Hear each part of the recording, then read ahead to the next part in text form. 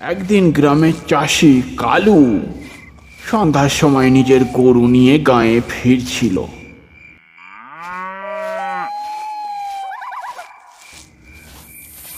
সে দেখলো জঙ্গলের মধ্যে কিছু নড়াচড়া করছে। সে একটু সাহস দেখিয়ে পিছনে তাকাতে গিয়ে দেখে একটা জীবন্ত পিশাচ তার পিছনে দাঁড়িয়ে আছে।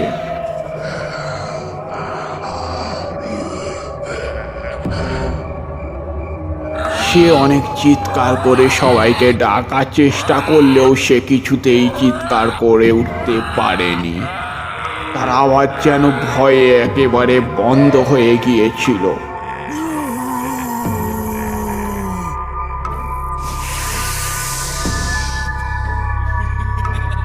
এরপরে সকালে তার মৃতদেহ পাওয়া গেল। তবে এবারে শুধু মাথা নয়, এবারে সমস্ত শরীরটাকেই কেউ চিবিয়ে চিবিয়ে খেয়েছে। এই ঘটনার পর থেকেই গ্রামে আবার 10 জন তান্ত্রিককে ডাকা হলো।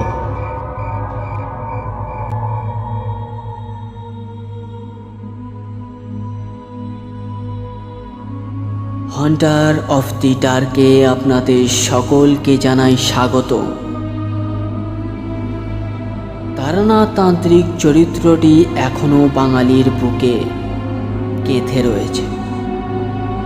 এই চরিত্রটি একটি অমর চরিত্র। কথা সাহিত্যিক বিভূতিভূষণ বন্দ্যোপাধ্যায়ের এক কালজয়ী সৃষ্টি তারানাথ তান্ত্রিক চরিত্রটি। কিন্তু তার পরবর্তী সময়ে তার সুপুত্র তারাদাস বন্দ্যোপাধ্যায়ের কলমেও সুন্দরভাবে ফুটে উঠেছে তারানাথ তান্ত্রিক চরিত্রটি। তারপর থেকেই তান্ত্রিকের গল্প বাঙালিদের মনে গেঁথে রয়েছে। শুরু হচ্ছে আজকের গল্প, তান্ত্রিক ও ইয়াজুজ।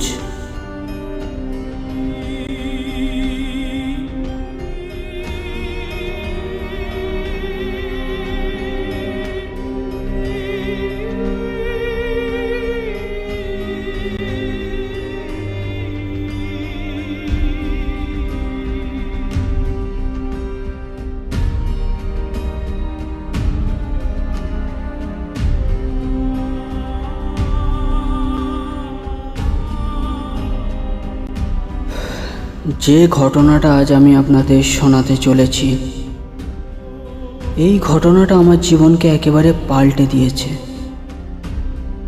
মৃত্যুর আগের দিন পর্যন্ত এই ঘটনার কথা আমি কিছুতেই ভুলতে পারবো না।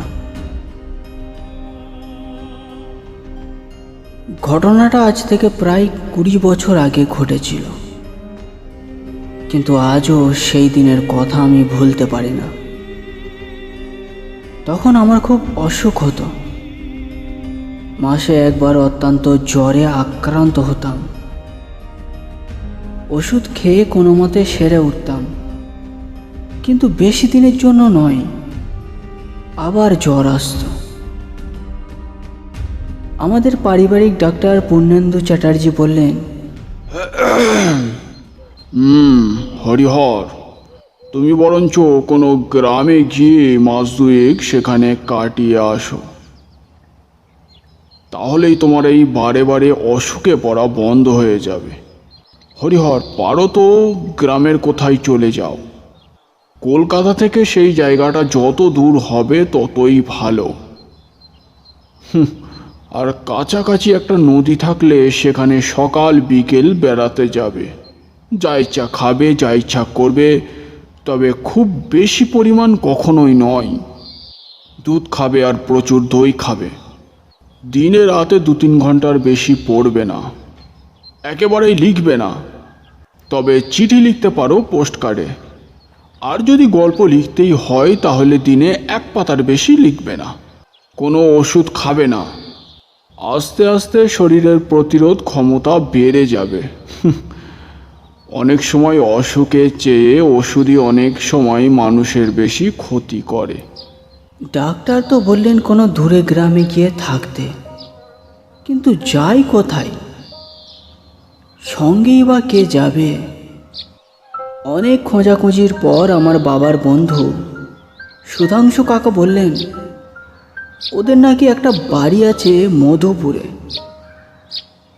বাড়িটা অনেক পুরনো, এক সময় সেখানেই তারা থাকতেন, কিন্তু এখন আর সেখানে কেউ থাকে না। অবশ্য তারা বছরে দুবার বেড়াতে যান সেই বাড়িতে, কেননা ওখানে শীতে ভয়ঙ্কর ঠান্ডা পড়ে। আমাকে তিনি ওই ঘরে যাওয়ার কথা বললেন। আমি যাওয়ার আগে বুঝে নিলাম কিভাবে যেতে হয়। একদিন ভোরবেলায় মধুপুরে নিরাপদে বেরিয়ে গেলাম।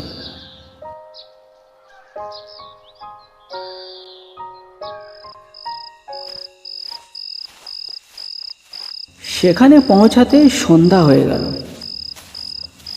বাড়ির সামনে যেতেই আমার মনে কেমন একটা যেন ভয় উৎপন্ন হলো। বাড়িটা পুরনো আমি জানতাম, কিন্তু কোনো বাড়ি এত জীর্ণশীর্ণ হতে পারে কি? বাড়িটার চারপাশে যেন কোনো অন্ধকার ছায়া ঘুরে বেড়াচ্ছে। তখনই আমার মনে পড়ল সুধাংশু কাকা কি যেন বলতে গিয়েও বললেন না।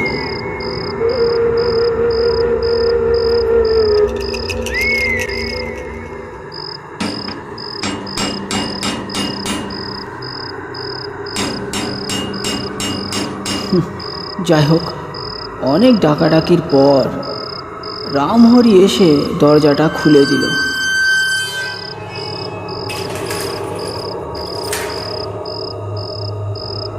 আমি একটি চিঠি নিয়ে গিয়েছিলাম সুধাংশু কাকার। সেটি না পড়েই সে আমাকে খুব খাতির করে একতলার একটা ঘরে ঢুকিয়ে দিল। বাবু আসুন। দেখলাম ঘরে রাশিকৃত ধুলো, টেবিল, আলমারি, খাটে সব জায়গায় ধুলোতে ভর্তি হয়ে আছে। রামহরি তাতে লজ্জিত হলো। রামহরি বলল, হ্যাঁ বাবু, অনেকদিন বন্ধ ছিল তো, তাই এরকম অবস্থা। সে আমাকে বাইরের বারান্দায় একটা চেয়ার দিয়ে সেখানেই বসতে বলল। কিছুক্ষণের মধ্যেই দুজন লোককে এনে ঘর পরিষ্কার করাতে লাগলো। মিনিট 10 পর আমি সেখানে গিয়ে দেখলাম একেবারে পরিষ্কার ঝকঝকে হয়ে গেছে।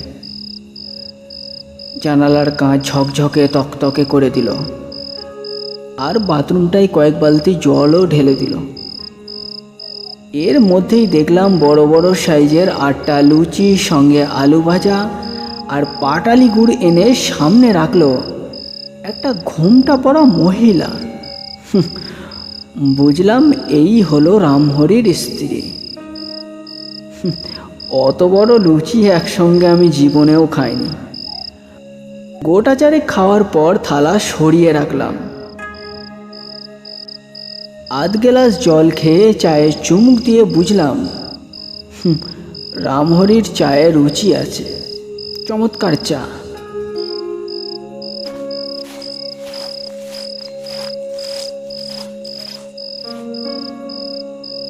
ঘরে ঢুকে সত্যি মোহিত হয়ে গেলাম।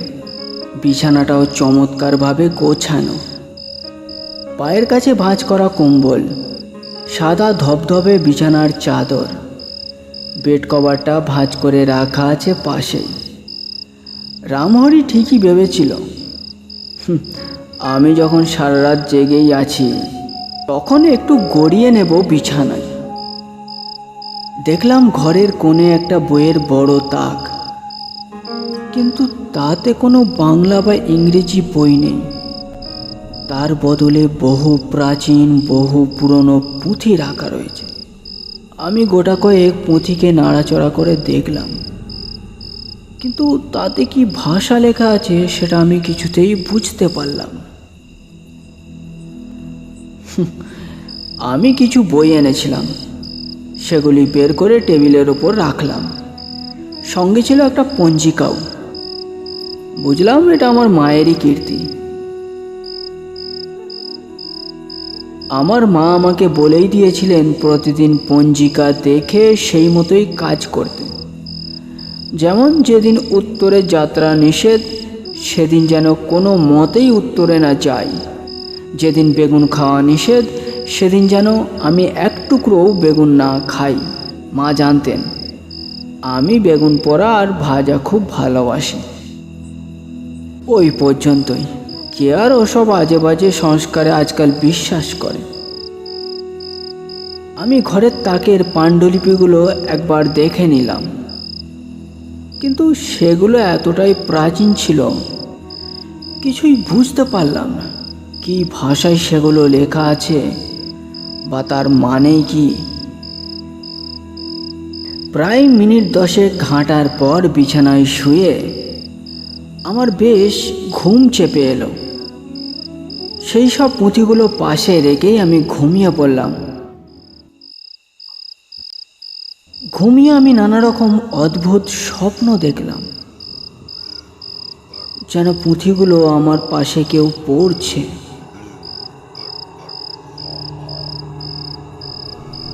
অথচ কি ভাষায় পড়ছে আমি কিছুই বুঝতে পারছি না। কেউ যেন কিছু একেবারে আস্তে আস্তে পাঠ করছে।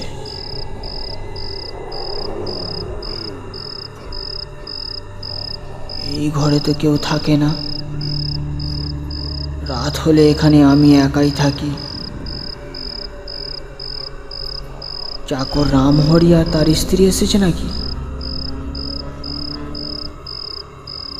কিন্তু রামহরি তো সন্ধ্যার সময় সে নিজের বাড়িতেই চলে যায়। আমার মনে একটু ভয় হলো। এই ঘরে কিসের আওয়াজ হচ্ছে? আমি বুঝতে পারছি আওয়াজটা আসছে সামনের কামরা থেকে। অথচ যতটা জানি ওই কামরায় তো কেউ থাকে না। ওই কামরাটা তো বন্ধ ছিল। আমি তো কাল সকালেই সেটাকে দেখেছি খুলে। সেটা খালি পড়ে আছে।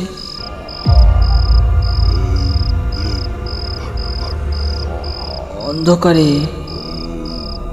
আমার মনটা ভয়ে আতঙ্কে শিউরে উঠল। ধীরে ধীরে খাট থেকে উঠে পড়লাম। একেবারে আস্তে দরজাটা খুলে ধীরে ধীরে এগিয়ে গেলাম। হ্যাঁ, এই কামরা থেকেই আওয়াজটা আসছে। আমি একেবারে স্পষ্ট শুনতে পাচ্ছি,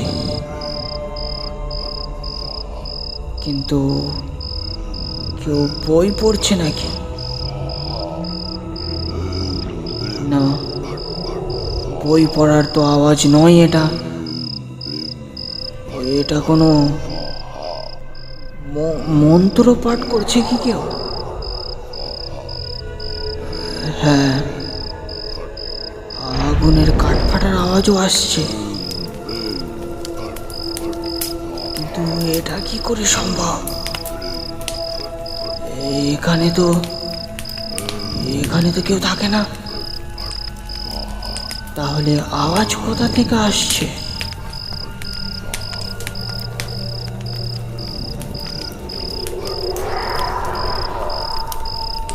আমার বুকের ভেতরটা দুরু দুরু করে উঠল। মনকে সান্ত্বনা দেওয়ার জন্য একবার ভাবলাম হয়তো রামহরি এসেছে। কিন্তু এত রাতে রামহরি এখানে পুজো করবে কেন? সে তো 2 দিন আগেই বলছিল সে কিছুই জানে না, সে এখানে ভয়ে থাকতে চায় না। অথচ আজ এখানে রামহরি আসার কারণই বা কি? আর এই ছাগলের আওয়াজটা কোথা থেকে আসছে? হ্যাঁ, এ তো ছাগল ডাকার আওয়াজ। অসম্ভব। আওয়াজ আওয়াজটা ক্রমেই বাড়ছে। আমি আমি কি স্বপ্ন দেখছি, নাকি শুধুই আমার কল্পনা? আমি একবার নিজের গালে একবার চড় মেরে দেখলাম।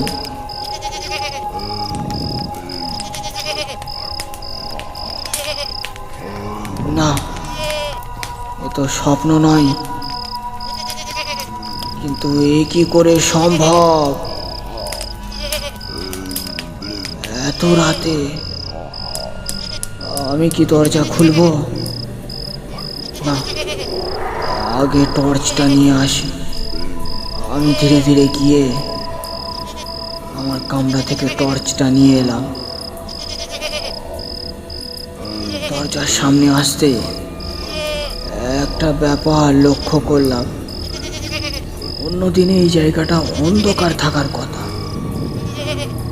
কিন্তু আজ ভেতরে আগুন জ্বলছে কেন?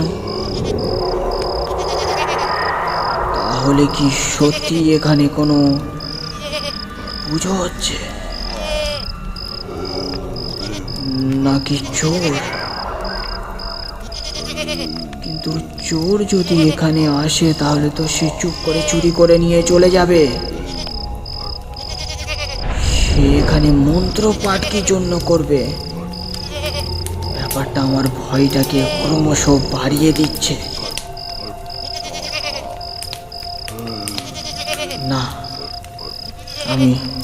আমি সমস্ত সাহসকে একত্রিত করে দরজায় একটা ধাক্কা দিলাম।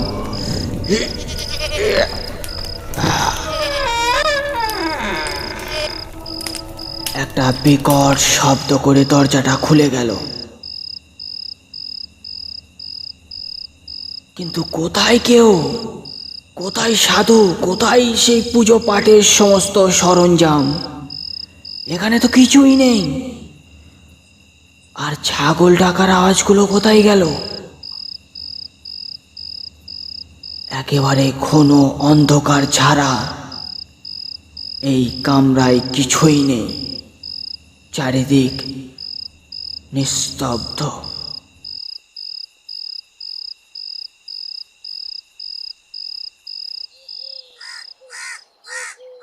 বাবু, স্নান করে নিন। রামহরির আওয়াজ। রামহরি ঘরে এসে আমাকে তাড়াতাড়ি উঠে গিয়ে চান করতে বললেন, কারণ সে জানালো দুপুরের খাদ্য প্রস্তুত।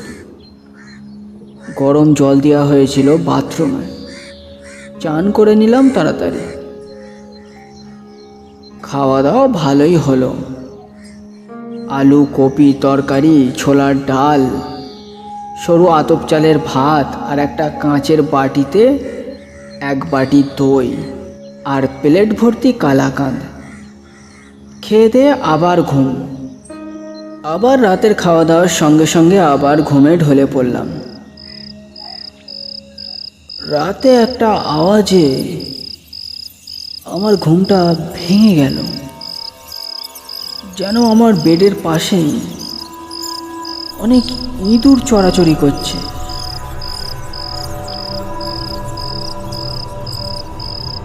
একবার মনে হলো উঠে পড়ি, কিন্তু ইচ্ছের সঙ্গে শরীর কিছুতেই সাহায্য করল। শরীর খুবই ক্লান্ত ছিল। এইভাবে আওয়াজটা প্রায় মিনিট 15 চলল।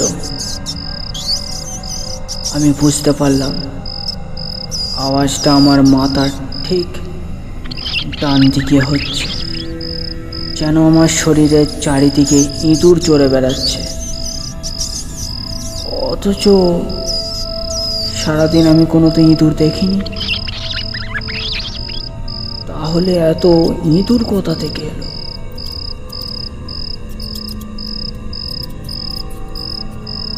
এইভাবে কতক্ষণ আওয়াজটা শুনেছিলাম আমার মনে নেই।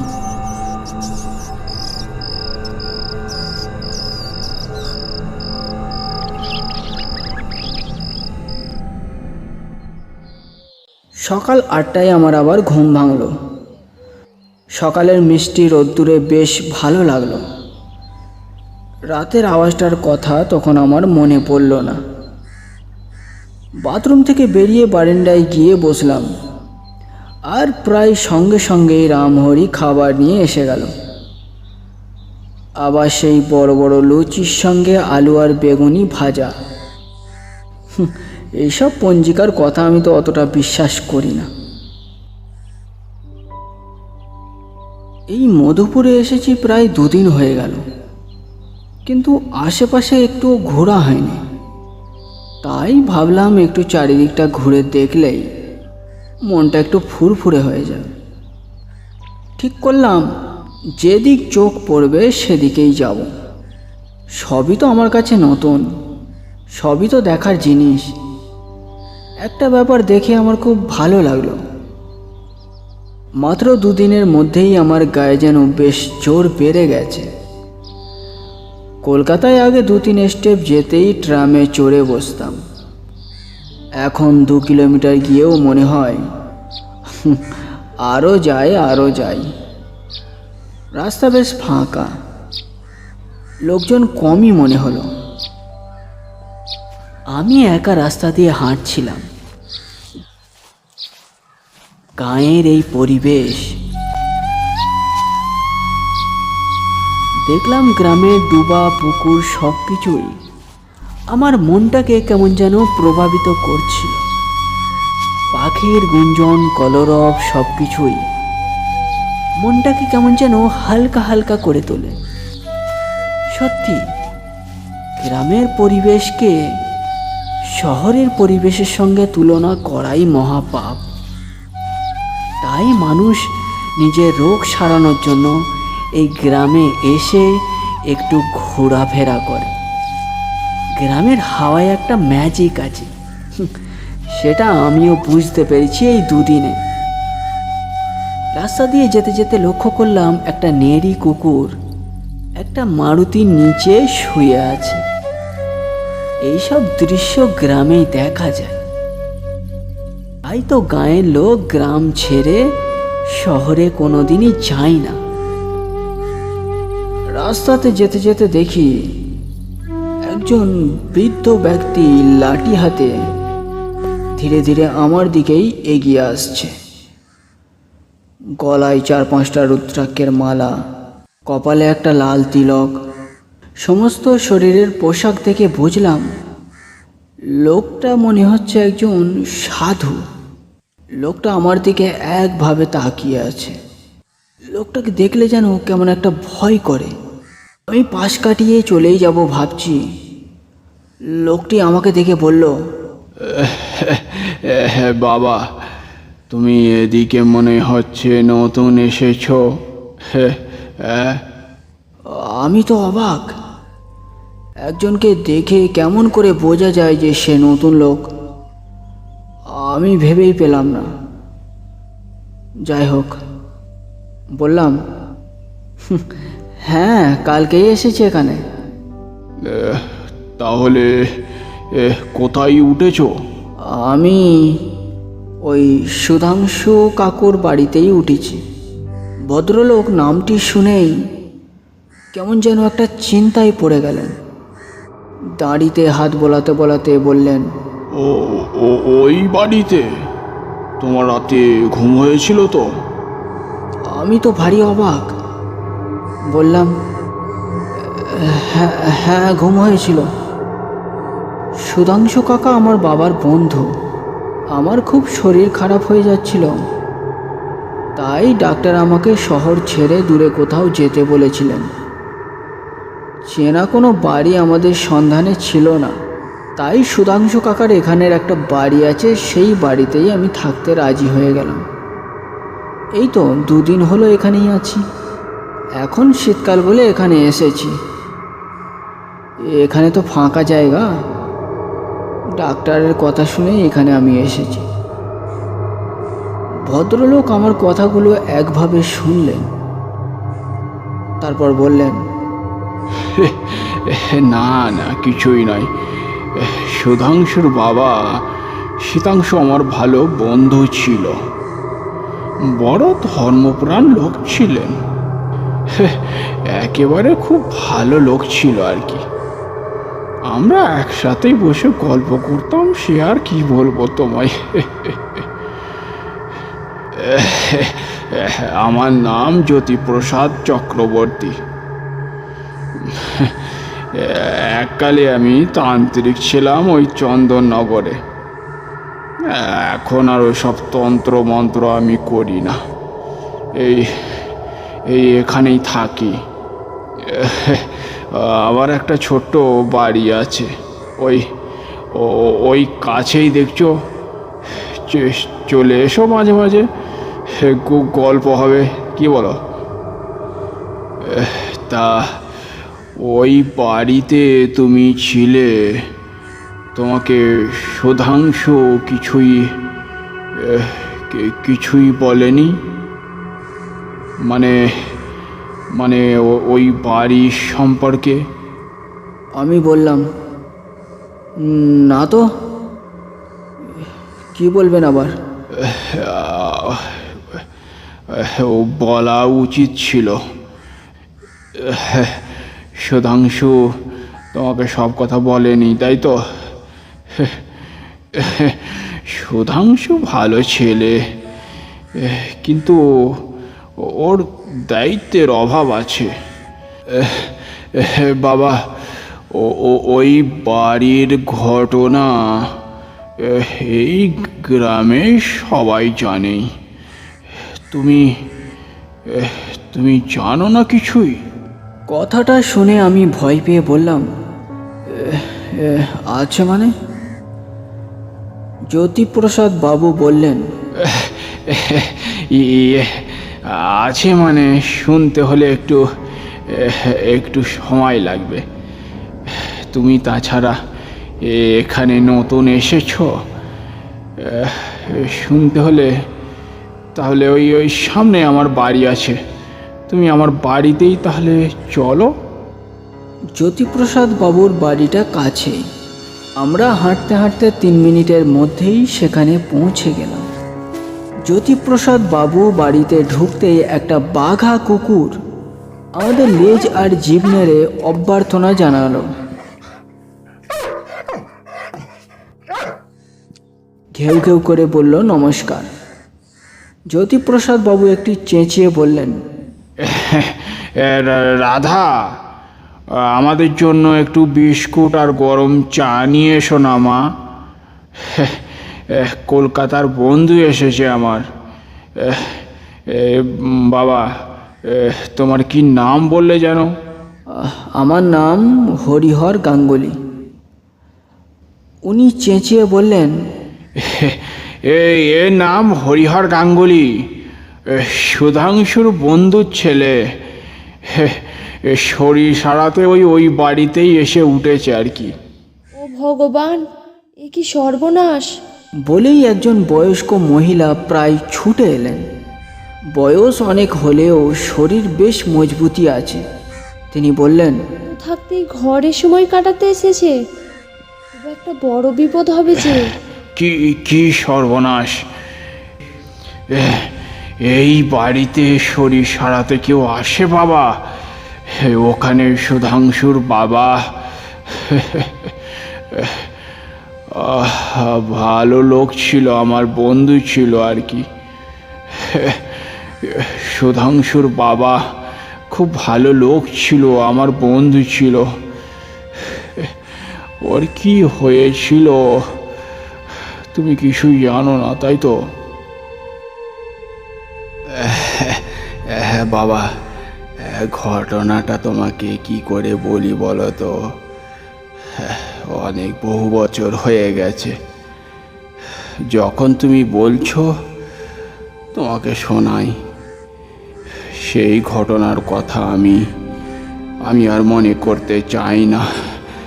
সে কি আতঙ্কিত দিন, সেসব ঘটনা আমাদের জীবনকে একেবারে শ্মশানে পরিণত করেছিল। তাতে আমার প্রিয় বন্ধু আমাকে ছেড়ে চলে গেল। আমি ওকে কতবার বলেছিলাম ওই সাধু কোনো সাধারণ সাধু নয়। ও একজন পিশাচ সিদ্ধ সাধু। ওকে তুমি নিজের ঘরে থাকতে দিও না। আমার কথা শোনেনি, তার ফলেই ওর এই পরিণতি হয়েছে। আমি আমার বন্ধুকে যেই কথা বলেছিলাম, কিছুদিনের মধ্যেই সেই কথা একেবারে সত্য পরিণত হলো।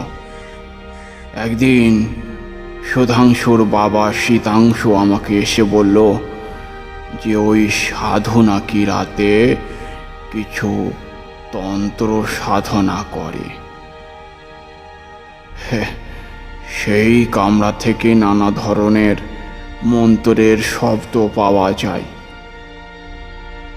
এরপর থেকেই আমাদের গ্রামে নানান রকম ঘটনা ঘটতে শুরু হয়।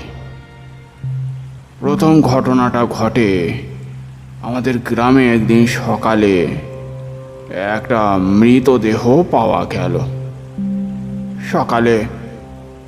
সকালে পুলিশ এলো, কিন্তু পুলিশ খুনিকে কিছুতেই ধরতে পারল না।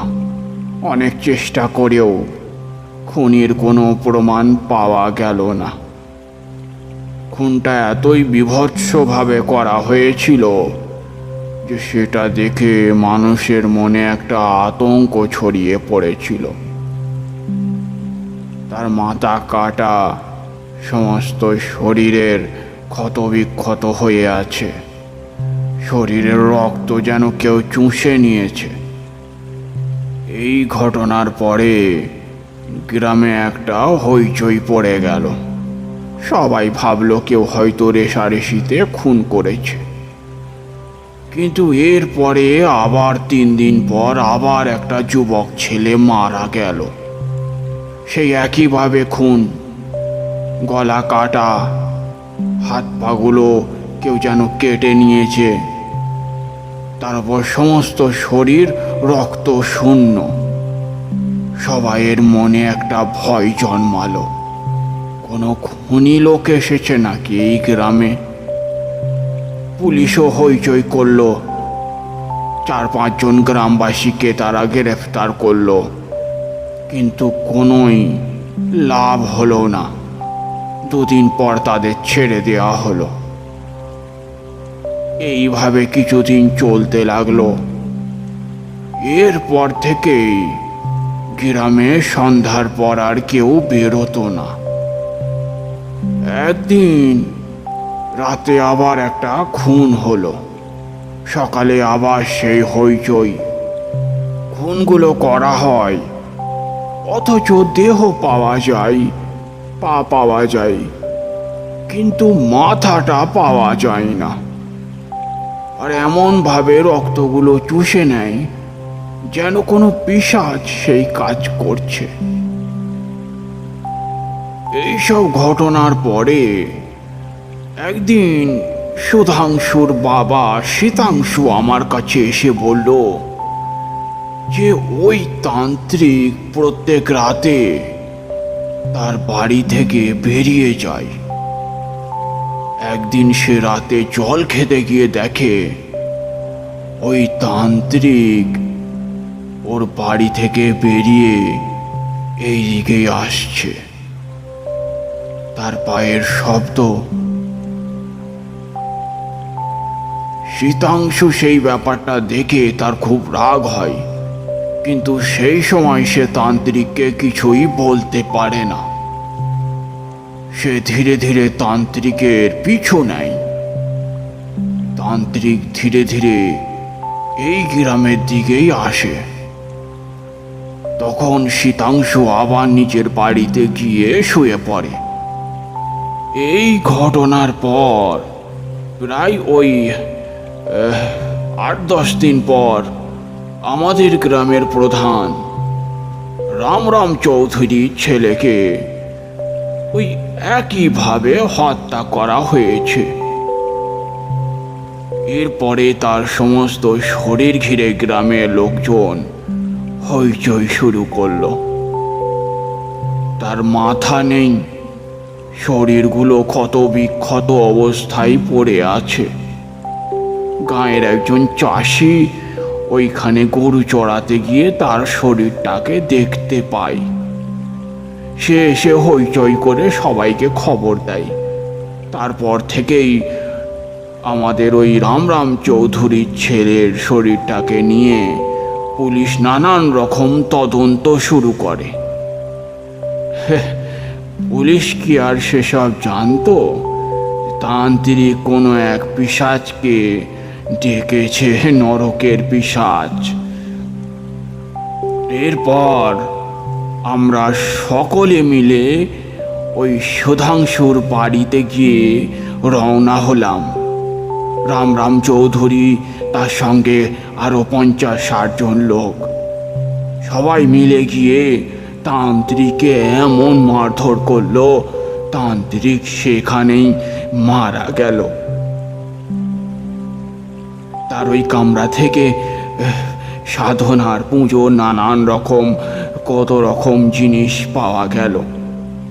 অনেকগুলো রুদ্রাক্ষের মালা, নরকরটি, তার উপর শ্রীগালের মাথা, আবার বাচ্চা ছেলেদের নরকরটি, তার উপর ওই 4টে যে লাশ পাওয়া গিয়েছিল, সমস্ত লাশের কাটা মাথাগুলো একটা সিন্দুকের মধ্যে পাওয়া গেল। কিন্তু লাশের মাথা পাওয়া গেলে কি হবে? তার মাথাগুলো এত ক্ষত বিক্ষত যেন কেউ সেই মাথাগুলো ছিঁড়ে ছিঁড়ে খেয়েছে। আমরা সবাই ভয়েতে আতঙ্কিত হয়ে গেলাম। সেই কামরায় তান্ত্রিকের ক্ষত বিক্ষত শরীর পড়ে রইল। এরপর থেকেই গ্রামে সেই সব ঘটনা বন্ধ হয়ে গেল। সত্যিকারের সাধুর বলার একটা ভঙ্গি আছে, কথার মধ্যে যেন কেমন একটা আতঙ্ক ছড়িয়ে আছে। এর আগে আমি কোনোদিন এসব গল্পগুজব শুনিনি। এই প্রথম শুনে আমার কেমন একটা ভয় করছে।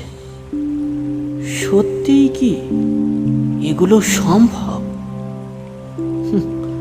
নাকি সব কিছু বুঝলো কি? এমনিতেই এইসব সাধুতান্ত্রিক আজকাল টেনেতে সব ফ্যাল করে। এইসব জিনিসে আমি খুব একটা বিশ্বাস করি না।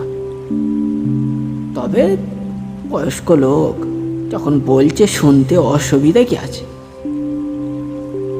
আমি সাধুর সমস্ত কথা মন দিয়ে শুনলাম। এরপরে একদিন আশ্চর্য ঘটনা ঘটল।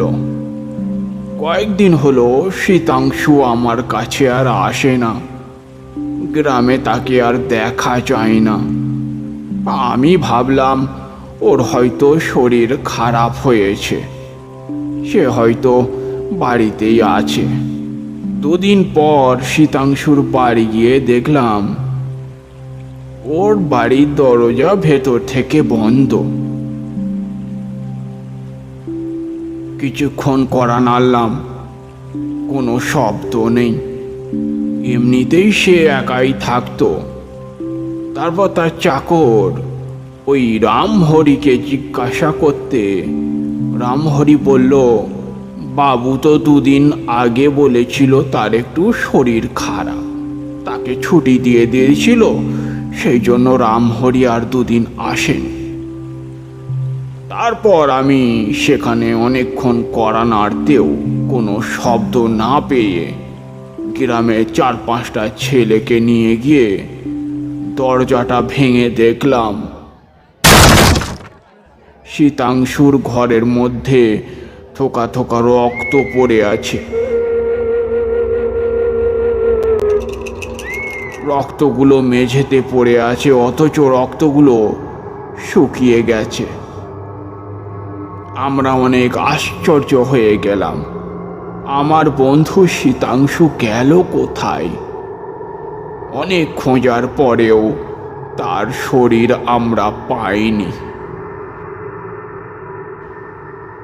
তারপর আমরা ওই তান্ত্রিকের কামরায় গিয়ে দেখলাম, না, তান্ত্রিকের কামরাতেও কিছুই নেই। অনেক খোঁজার পর তান্ত্রিকের একটা সিন্ধুকের মধ্যে কিছু পুঁথি পেলাম।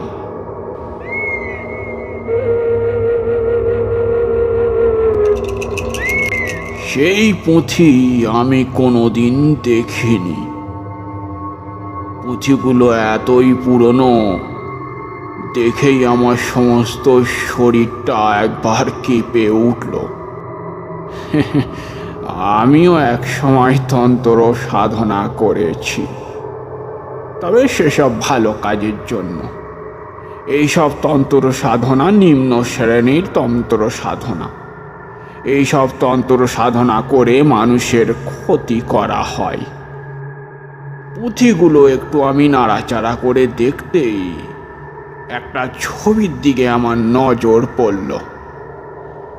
আমি তন্ত্র সাধনার সময় আমার গুরুর থেকে শুনেছিলাম, নরকের এক ধরনের পিশাচ আছে, যার নাম ইয়াজুজ।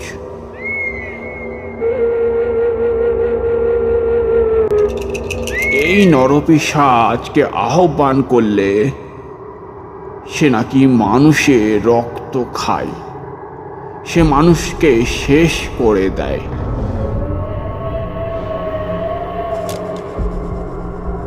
আমার আর বুঝতে দেরি হলো না, এই তান্ত্রিক এই নরপিশাচকে আহ্বান করেছে, আর সে এই আহ্বানের ফলে এই গ্রামের মধ্যে একটা আতঙ্ক ছড়িয়ে দিয়েছে। এই ঘটনার পরে প্রায় 10 দিন কোনো কাণ্ড আর ঘটল না। তবে আমার মনটা কেমন যেন খুঁটখুট করতে লাগলো। যেই নরকের পিশাচ ইয়াজুজকে সে আহ্বান করেছে, সে তো এত সহজে নরকে ফেরার পাত্র নয়। তাহলে ব্যাপারটা কি হলো? এরপরেই ঘটল প্রথম ঘটনাটা। একদিন গ্রামের চাষি কালু সন্ধ্যার সময় নিজের গরু নিয়ে গাঁয়ে ফিরছিল।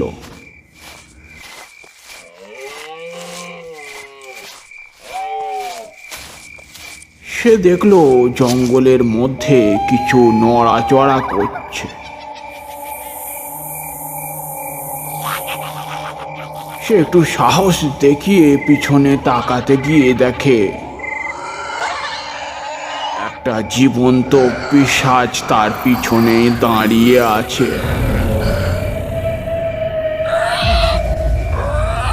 সে অনেক চিৎকার করে সবাইকে ডাকার চেষ্টা করলেও সে কিছুতেই চিৎকার করে উঠতে পারেনি।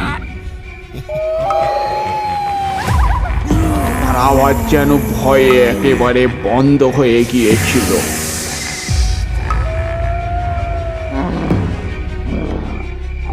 এরপরে সকালে তার মৃতদেহ পাওয়া গেল। তবে এবারে শুধু মাথা নয়, এবারে সমস্ত শরীরটাকেই কেউ চিবিয়ে চিবিয়ে খেয়েছে। এই ঘটনার পর থেকেই গ্রামে আবার 10 জন তান্ত্রিককে ডাকা হলো।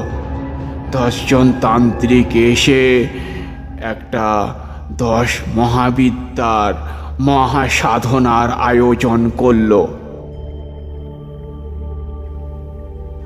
কিন্তু সব জিনিস কি অতটাই সহজ?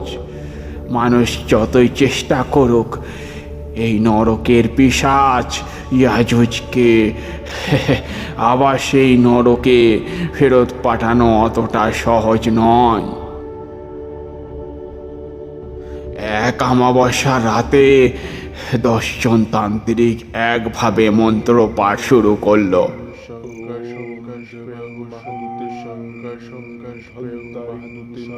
সমস্ত শ্মশানটা অন্ধকার থাকলেও কিন্তু আকাশে কোনো মেঘ ছিল না।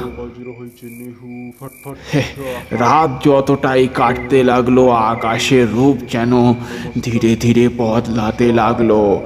আকাশের মধ্যে একটা ঝড় দেখা দিল। কিছুক্ষণের মধ্যেই শুরু হলো তুমুল বৃষ্টি, তার সাথে বজ্রপাত। কিন্তু এই সময়তেও সাধুরা কিছুতেই মন্ত্রপাঠ ছাড়েনি। তারা শুনতে পেল সেই বনের পাশেই একটা বিকট শব্দ। এত বৃষ্টির মধ্যেও 10 জন তান্ত্রিক একভাবে মন্ত্রপাঠ করেই চলেছে, অথচ যজ্ঞের অগ্নি নিভে গেছে, চারিদিক একেবারে নিকষ অন্ধকার। তার মধ্যেই সেই পিশাচের কি বিকট শব্দ, আকাশ পাতাল সেই শব্দে যেন কেঁপে উঠছে। প্রায় 1 ঘন্টা পর সেই 10 জন তান্ত্রিক ভয়ে কেঁপে উঠল সেই পিশাচকে দেখে। কি সেই গর্জন! তার চোখ দুটো ভাটার মতো জ্বলছে, সমস্ত শরীরে আগুন প্রবাহিত হয়ে চলেছে। এত বৃষ্টির পরেও তার শরীরের আগুন যেন কোনো মতেই বন্ধ হচ্ছে না। তান্ত্রিকগুলো একটু ভয় খেয়ে গেল। সেই সময় একটা বজ্রপাতের আওয়াজে তারা লক্ষ্য করল সেই পিশাচের বিভীষিকাময় মুখটা। সঙ্গে সঙ্গে কয়েকজন তান্ত্রিক সেখান থেকে ছুটে পালিয়ে গেল। তার মধ্যে একজন তান্ত্রিক সেখানেই পড়ে ছটপাছটপি করল। সেই পিশাচ সেই তান্ত্রিকের সমস্ত শরীরকে চিবিয়ে চিবিয়ে শেষ করে দিল।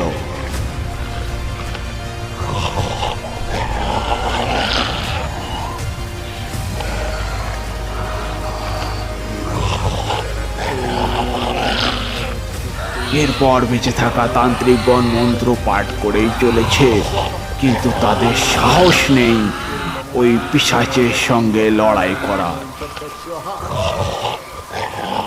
কিন্তু সেই মুহূর্তেই একটা বজ্রের শব্দে আকাশ থেকে যেন কিছু একটা নেমে এলো।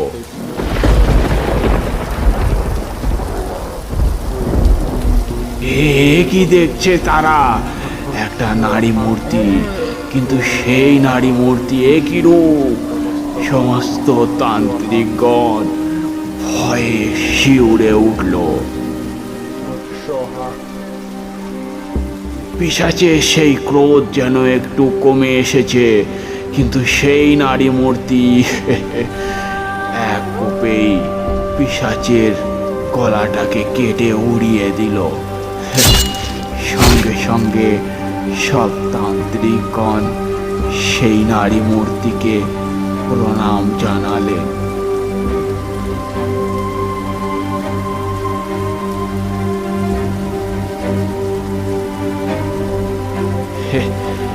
এরপর থেকেই গ্রামে সব বিপদ শেষ হয়ে গেল।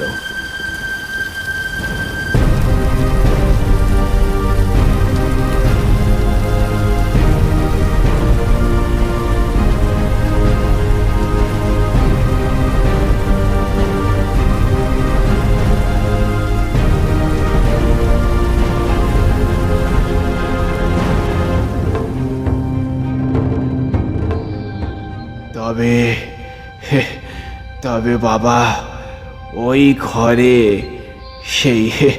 সেই পিশাচ মারা গেলেও ওই তান্ত্রিকের মৃত আত্মা এখনো ঘোরাফেরা করে।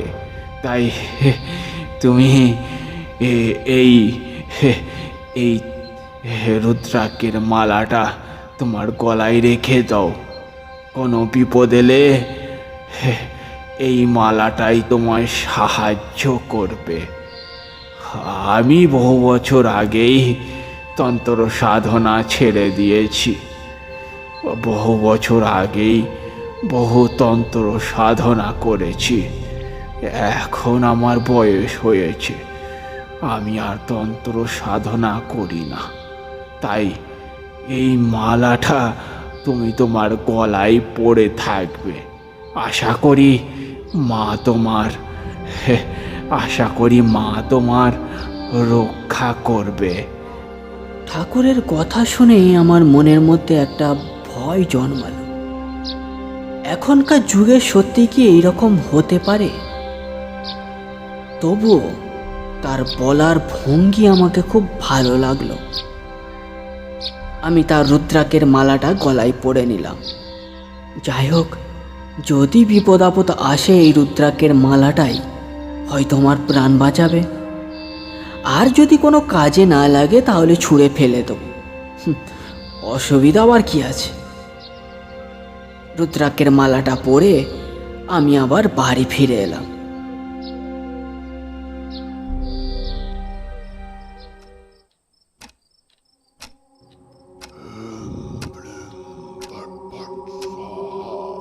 আমার গলার রুদ্রাক্ষের মালাটা গরম হয়ে উঠেছে।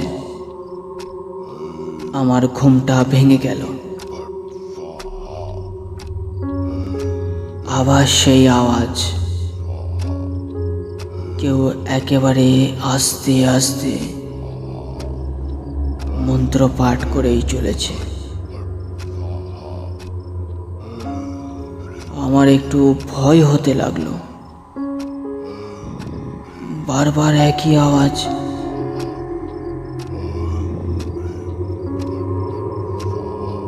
কিন্তু নিজের মনকে একটু শান্ত করলাম। ভয় পেলে কিছুতেই চলবে না। ধীরে ধীরে দরজাটা খুলে আমি বাইরে বেরিয়ে এলাম। না, আওয়াজটা আজ ওই কামরা থেকে আসছে না। আওয়াজটা আসছে অন্য একটা কামরা থেকে। অথচ ওই কামরাটা তো বন্ধ আছে। ধীরে ধীরে আমি সেই কামরার দিকে এগিয়ে গেলাম। চারিদিক নিস্তব্ধ। শুধু কয়েকটা রাতের নিশাচর পাখি আর ঝিঁঝি পোকা অনবরত ডেকে চলেছে। সমস্ত গ্রাম গভীর নিদ্রায় ঢলে পড়েছে। আওয়াজটা ক্রমশই বেড়ে উঠেছে। কেউ যেন মন্ত্র পাঠ করেই চলেছে, সঙ্গে আগুনের আওয়াজ। কিন্তু এই কি করে সম্ভব? ধীরে ধীরে আমি ওই দরজার সামনে এগিয়ে গেলাম, সমস্ত সাহসকে একত্রিত করে আমি ওই দরজাটা খুলে দিলাম।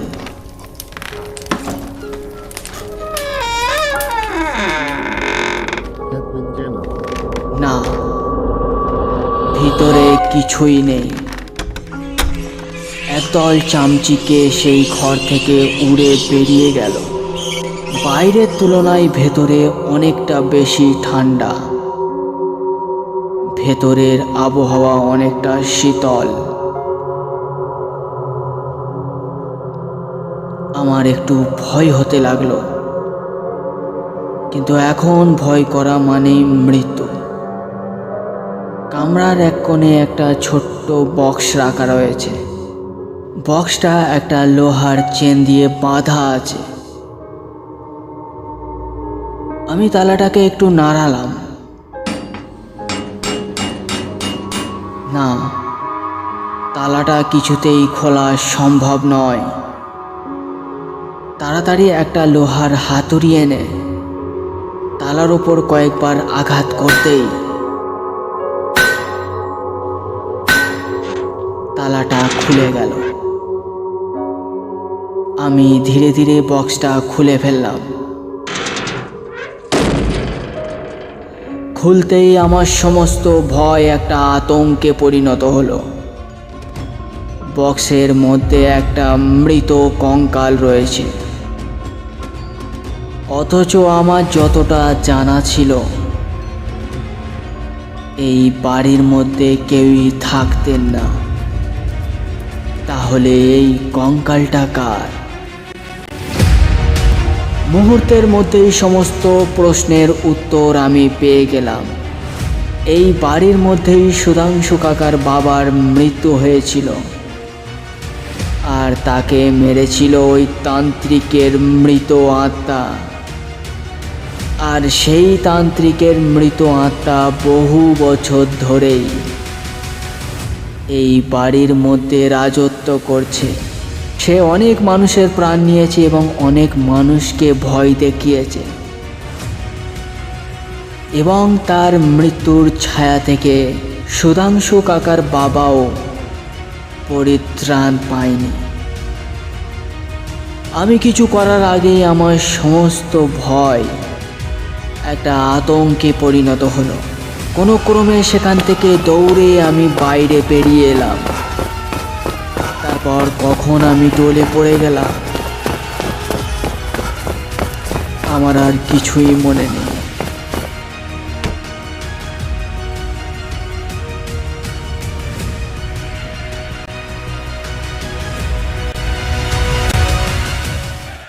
সকালে যখন আমার জ্ঞান ফিরল তখন আমি হসপিটালে ভর্তি আছি। চারিপাশে ডাক্তার আমাকে ঘিরে আছে। তারা আমাকে অনেক প্রশ্ন করেছিল, কিন্তু সেই ভয়াবহ রাতের কথা আমি তাদের কিছুই বলতে পারিনি। আজ 20 বছর কেটে গেছে, অথচ সেই আতঙ্কিত রাতের ঘটনাগুলো আমার চোখের সামনে ভেসে ওঠে।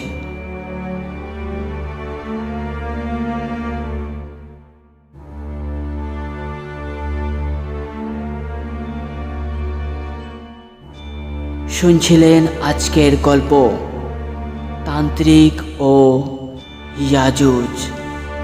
দেখা হবে সামনের সপ্তাহে আরও একটি নতুন গল্পের সাথে।